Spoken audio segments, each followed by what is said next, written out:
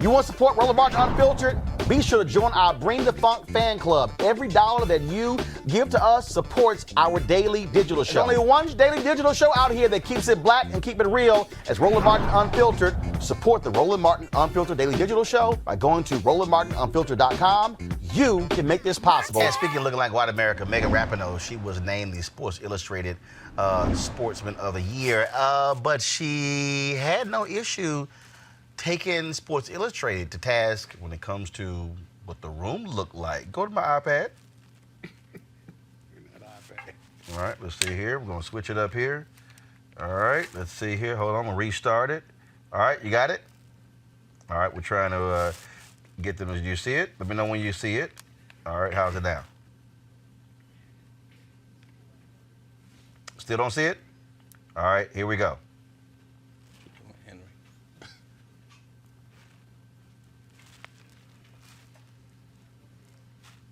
Build the audio up. All right, not sure. We're trying to work the audio out. Let's try it again. Because if you're getting the video, you should be getting the audio. So we're going to restart it. So basically, of course, in her speech, of course, this is the soccer player who took a knee after Colin Kaepernick did, and so she was named again Sportsperson of the Year by Sports Illustrated. And so she spoke to diversity. Any story that we could write. And while we don't get to choose what it is that we witness, we are the gatekeepers of those stories. And we do get to decide how we bear witness to the world around us and to the truth that we see. Is it true that I am the fourth woman deserving of this award? I don't think so.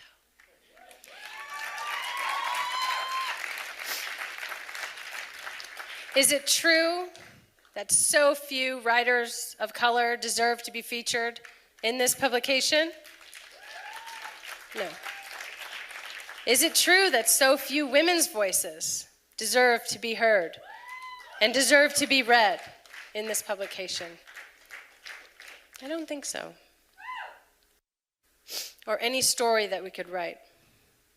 And while we don't get to choose what it is that we see, don't you notice how quiet that room was? Mm-hmm. See, this is the fundamental issue with mainstream media. Mainstream media reports on everybody else. Mainstream media, you'll be on CNN, they'll be, Chris, what's wrong with the Republican Party and diversity? Scott, you might be on Fox News. Well, Scott, why can't the Democrats appeal to black voters? Fox News? You could have picked any other network. But I've seen you on Fox News. Because they call milquetoast Negroes. Yeah, but I'm not a milquetoast Negro. They call you. They stopped calling Monique. Anyway, so. Oh, she milquetoast Negro. No, I said they stopped calling. Oh, they stopped calling her. Yeah, because they like milquetoast. Okay, so but the point is, the reality is, media, we cover everybody else. We talk about diversity and numbers in every industry. Hollywood, they write about diversity of the studios, of the talent agencies, but not their own places. And that reaction is what you typically see because you got largely white men and white editors at these media outlets who are executives, who believe themselves to be progressive, and they never, ever look around the room and say, where in the hell is the color? Mm-hmm. And because nobody reports on media. Nobody. And that was a great example of allyship from her. And that's what we need. We need that from, and I'm not saying she was part of the 51% on the white women that got Trump elected, but we need that 2, 3, 5, 10% of them to step forward in that manner. And she didn't just step forward for people like her. She stepped forward for all of the groups that are not represented. And I thought that was good work. It's like, look, when we on the board of NABJ, National Association of Black Journalists, was calling out CNN for lack of diversity, I didn't hear Jake Tapper say a word. Yeah. I didn't hear the other anchors. I didn't hear Anderson or Wolf or any of them say, you know what? NABJ's got a point. No black executive producers or VPs or SVPs or EVPs or direct reports. Now, because of our pressure, 4 black folks got promoted. But the bottom line is, folks got quiet. Now, maybe they said something internally. I doubt it. But that's one of the fundamental problems with media. And so for her to stand there on the night where she's accepting their biggest award and to call them out for the lack of writers of color, places where Jonathan Rogers, my mentor, my alpha brother, who was the first black staff writer at Sports Illustrated, Roy Johnson, who later was an editor at Sports Illustrated, Ralph Wiley was a writer there. But that is the case, and if you want to see the real deal when it comes to race, go to the sports press box. You think you got a problem on the news side? Hey, look at the sports side. Yeah, but she was very, very comfortable and very direct, without emotion almost, talking about, and she raised it in a question form, right? The reason that audience is quiet, the reason that, in your example, Jake Tapper and others didn't raise the issue with NABJ is because, hell, let's be honest, if they want their jobs, they want to keep making millions of dollars, and I don't have a problem with women do that. But what happens to the voices within media organizations that raise those issues? What happens to those voices? Well, they're removed. No. Here's the real. Quickness. If you white and you at the top of the food chain, you're gonna be right there. But that's not a place of comfort for those who make the most or even And make that's any money. the damn They're not point. comfortable. They may not, and they will argue that they're not comfortable with the racism and sexism, but it may or may not be their place to raise it. No, it is. They don't know how to raise it. No, it is. I agree with the last it is their place, because here's the piece. Well, they may disagree with you. No, it is their place. Here's why. Because if you are a TV anchor and you are comfortable pressing ahead of the RNC or pressing the head of the DNC, oppressing a company's CEO, oppressing someone else, if you are comfortable asking them the questions, well, damn it, you should have the guts to be able to ask your own bosses why we got a problem. And it'd be nice to look around your newsrooms. And part of the issue is that in their contract, by the way? Hold up. What you just described, is that in their contract? It ain't in my contract. Okay, then. But guess what? And you ain't on CNN. No. But guess what? It's not my contract, but damn it, if I understand humanity, if I understand why we need to have progress, if I understand that something has to change, and to Monique's point, when you have allies who are willing to use their power and leverage. If you are in an operation where you're at the top of the food chain, you have leverage. Agree with all of that. Let me tell you something. But if they choose not to, you can't make them wrong for that. Bottom line, when Fox News went through all that sort of stuff with sexual harassment, they're still going. And when those women, when Fox News came to Megyn Kelly and said, we want you to issue a statement of support of Roger Ailes. No, in hell. She went, and I won't.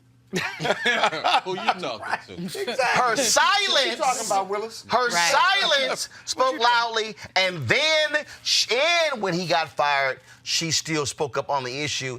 And so what I'm saying is, to the point about allies, white folks who are supposedly conscious, white folks who are supposedly progressive, need to be using their voices in these spaces, because guess what? They might have a better shot with a white person sitting across the table than one of us, because you know what? Ain't one of us in the room. You left out one quality. Money, go ahead. But I agree with the second part of what Scott was saying. Different but the same. I have had multiple conversations with higher-ups in the evangelical community, with senior pastors and with their teams, who have wanted to get themselves unassociated with all of this hate and foolishness that has become what evangelicals are identified as. But I've had to tell me directly, Monique, I tried and I got pummeled. I got pummeled from my side, which I knew was coming, but I got pummeled from your side too, because my language wasn't right and I didn't know how to say what needed to be said, and I retreated. And she told me, because I was trying to put a little multicultural diversity thing together. She's like, you better have me the whole way. She said, like, don't let me go because, and there are others who do not speak out. So sometimes we think that we just don't have any allies, and the truth is, no, we've beat up the baby, the bathwater. We've thrown them all out together to the point that they don't trust us enough to help us because they don't see us we leave them out there as on their own. allies. Which means that you don't have enough black folks around you who you can go to confidently and confide in and say, look, I'm gonna need you some help on help on How this. do I Because say here's the deal, because to your without point, killing myself? if you are a white evangelical out there and you need some help on this, call Jim Wallace. He can help you, walk you through your whiteness and your religion and this whole issue. But again, Amisha, the reason I'm raising this is because it continues to be a problem. And the only way, look, when Spike Lee, I forgot which one of the movies he did, and he said, look, don't come holler at me for an interview unless you send a black writer. How dare you? Did they win? Did they win? We got to find Shit, ain't nobody We black. They don't have any money. I mean, some editors said, it didn't dawn on me, ain't nobody. They were like, damn, are you in the mail room? Right. Can you write? Can you? And that's the piece. Right. Or And Beyonce and Gabrielle Union just now saying first time with a lead photographer for a photo shoot for these magazines they've done. Or all these black women in Hollywood say, can I find somebody to do some black hair right? But I do think there's something to be said about how being an ally is communicated, to your point, because depending on your audience, depending on the organization you're in, how you approach this is going to be very different. I think that, to the example you rolled earlier with Megan did it with a level of accountability that also did not sound attack-worthy. Yes, people were still shocked, but it wasn't you're wrong, you're wrong, you're wrong, and automatically people shut down. Here's the deal. However you want to do it, all I'm simply saying is this here. When you have white people in white spaces and you looking around, and look, I'm a man. I don't need a woman to sit here and have to walk me through going, yo, where the women at? Can a woman not be? I'm serious. I don't need a woman to have to say, okay, Roland, let me explain. No. Can we get a woman in the executive position? Can we get a woman on the board of directors? Can we get a woman who's a VP or EVP or SVP or direct report? Shit, I don't need no damn crib sheet to go, okay, this is how. No. I'm asking white folks to do is open their damn eyes and go, damn. But you have to have a this room is about it, though. But that, no. And they don't. Hold up. Those No. decision makers don't. Hold up. No. They're also very comfortable. But that's the exactly. No. But the point I'm raising is, because when I worked at the Fort Worth Star Telegram, I was getting ready for our Unity convention. I look into the editor's room, and I'm like, damn, this is my damn white room. So when they got out, my editor, Mike Menakina, I said, Mike, let me ask you a question. I said, you ever dawned on you how white that room is? And what did he say? I did. I was City Hall reporter. I didn't give a damn early. Y'all, this is my second job in the business. I ain't give a damn then. He said, no. I said, let me ask you a question, Mike. If you went to the Women's Chamber of Commerce event, how quickly would you realize you wanted a few dudes in a room? He said, probably wouldn't take me long. It's okay.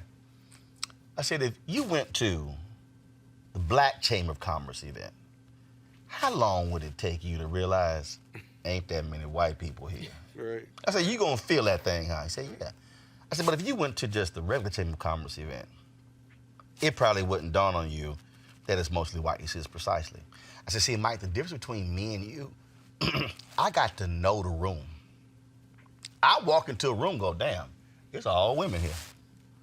Damn, it's all black people here. Damn, it's all white people here. I said, Mike, what I need you to do is to walk into the room and open your damn eyes. And that's the piece that I'm trying to get more of these folks to understand is I need you to open your eyes. I need you to just sometimes to sit there and just like, don't talk and go, damn, it's all men in this room deciding something. It's a level of awareness. Right, but it's beyond that, Roland. If you, listen, the top 3 issues in every black person's life on a day-to-day basis, race is in one of the top 3, top 5. when they do the same poll on people that don't look like us, on white people, white America, they say, where's the issue of race or sex on your top 10 issues or top 5 issues? Race or sex isn't in that top 5. I got it. So you got to get people to think about it because it's not a day-to-day issue. And what for I'm them. trying to get them That's to do. no excuse for them either. I'm just saying. No. What I'm asking, I don't even want you to start thinking yet. I just want you to actually open your eyes. Scott, do you understand that perfect example?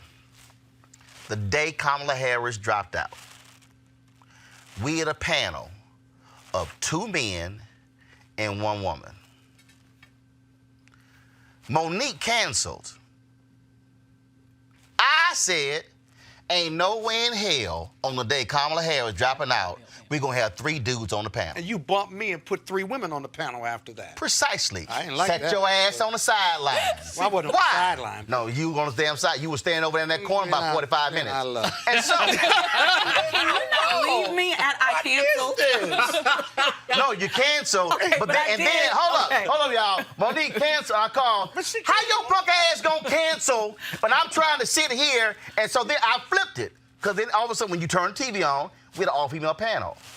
That's because I opened my damn eyes. Yeah. I could have easily been like, Jackie, whoever you book, cool. No, I went, Could put me on. it's a all. I can't talk about this black woman dropping out of the race and have all dudes on the damn panel.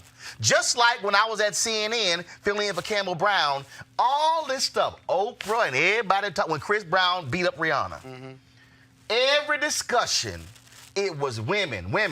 I said, don't y'all think we might want to have an all-male panel? Mm-hmm. A white producer, Rebecca Cutler, who's now one of the top execs at CNN. She's like, for what? If we're going to talk about domestic violence, can we talk about the people who are largely the one doing the abusing? Mm-hmm. So it might make sense. They fought me like, now we did it, because I was like, damn it, we going to do it, but they fought me like a dog on it. Mm-hmm. Fought me on it. I was like, y'all, if you're going to talk about domestic violence, you got to stop having all women discussing domestic violence. Somebody has to talk to the men. And they were like, man, that's a good idea. That's all I'm Unless saying. they're afraid of what the men would say. No. Which is really simple. No, it's Simple called, life. no. They shouldn't be worried What about it was that. is you were used to one thing. Or the reaction And of the somebody was saying, let's look at this thing differently. And that's what I'm trying to get folks to do. Mm-hmm. Open your eyes. That's why I use the phrase, you can be present or have presence. Yeah. If you present, you like, let's go on with the meeting.